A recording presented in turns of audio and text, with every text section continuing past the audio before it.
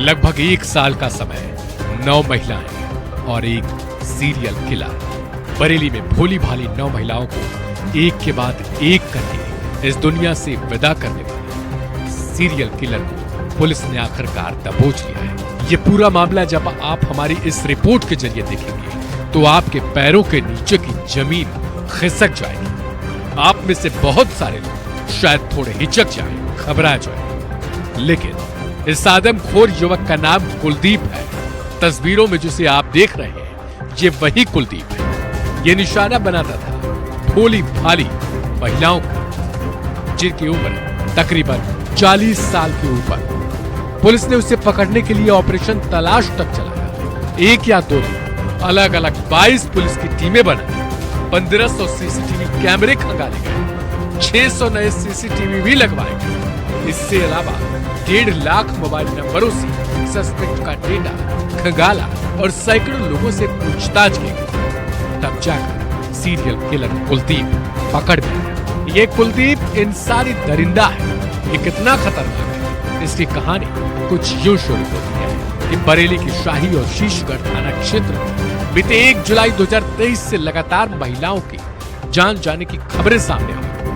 अज्ञात serial killer 45 से 55 साल की महिलाओं को अपना निशाना बनाया करता था। सुनसान इलाके में साड़ी या फिर चुन्नी के पल्लू से गला घोंटकर उनकी जान ले लिया। जितने भी इस तरीके के मामले आते उनमें सब एक घटनाओं में गर्दन पर साड़ी या फिर चुन्नी की गांठ बाईं तरफ ही लगाई गई। मतलब पुलिस को ये साफ हो गया कि एक ही पैटर्न इन सभी की जान ली जा रही। पुलिस के पसीने छूट गए। हाल ही में 2 जुलाई को आखिरी बार किसी को मारा गया, लेकिन तब पुलिस को ऑपरेशन तलाश चलाना पड़ा। इसके लिए बकायदा पुलिस की 22 टीमों को गठित करना पड़ा। 1500 सीसीटीवी कैमरों की सहायता ली जाने लगी। 600 अतिरिक्त सीसीटीवी लगवाए गए। तकरीबन 25 किलोमीटर के एरिया में पुलिस की टीमों को लगातार गश्त बढ़ाई गई। जब इससे सफलता मिलती नहीं दिखी तो पुलिस को अंततः स्केच बनवा दाद देनी पड़ेगी इस स्केच बनाने वाले की, जिसने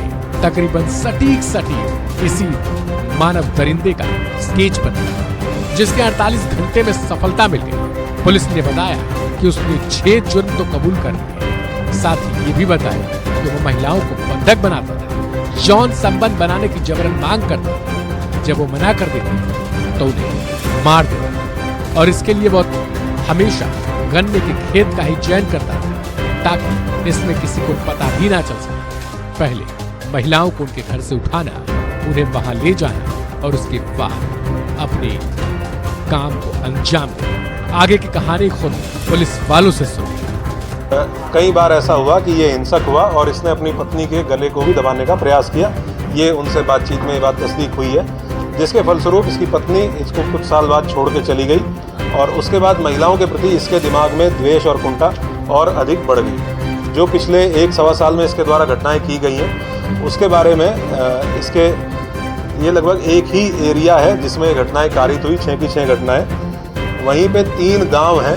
उन 3 गांव में इसकी 2 गांव में इसकी बहनें हैं और 1 गांव में इसके एक रिश्तेदार हैं। ये उन 3 में से किसी एक गांव में अपना ठिकाना ढूंढता था और उसके बाद क्योंकि वहाँ लोकल रहने वाला है, वहाँ का एरिया बहुत अच्छे से जानता है, तो दिन में ये पगडंडियों के रास्ते, चक्रोड़ के रास्ते खेत घूमता था और ऐसा स्थान चिन्हित करके ये देखता बेसिकली ये था कि किस खेत में अकेली महिला है जो काम कर रही है, क्योंकि दिन में महिलाएं अक्सर जाती हैं चारा काटने के लिए या खेत में काम करने के लिए, और ऐसी महिलाओं को टारगेट करके ये उनके पास पहुंचता था। या अगर इसको कहीं पगडंडी पे रास्ते पे महिला मिली तो ये महिलाओं से बातचीत करने में बहुत सहज तरीके से बातचीत करता है। इसकी कुछ वीडियोज़ भी हमारे पास हैं जिसमें अनजान महिलाओं से पुलिया पे बैठ के बातचीत कर रहा है। तो ये बहुत सहज तरीके से बातचीत करता था और उनको सुनसान जगह पे ले जाके, जो थोड़ा 10-20 मीटर दूर खेत में ले जाके उनसे सेक्सुअल फेवर्स के लिए अप्रोच करता था।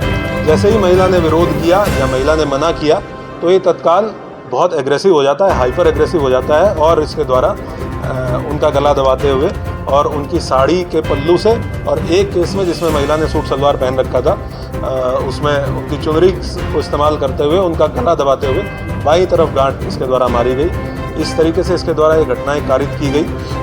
हम लोगों ने बहुत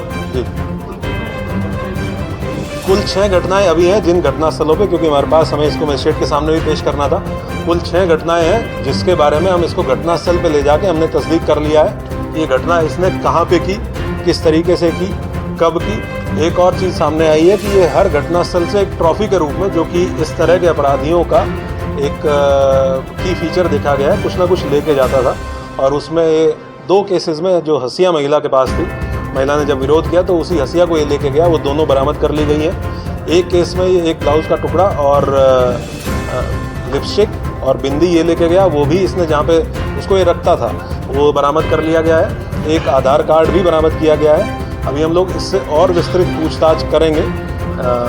3 और घटनाएं हैं जो सिमिलर मॉडस ऑपरेंडी के साथ हुई है, जिसमें पूर्व में जो वर्कआउट हो चुकी हैं, जिनमें कुछ लोग जेल गए थे, उसके बारे में इसको रिमांड पे लेके, पीसीआर पुलिस कस्टडी रिमांड पे लेके, क्योंकि जिस तरह का इसका मॉडस ऑपरेंडी है, हम लोगों को बहुत विस्तृत रूप से इससे पूछताछ करने की आवश्यकता है। तो हम पीसीआर पे रिक्वेस्ट करके और तब इससे और डीपली पूछताछ की जाएगी और घटनास्थलों पे भी इसको लेके जाएंगे।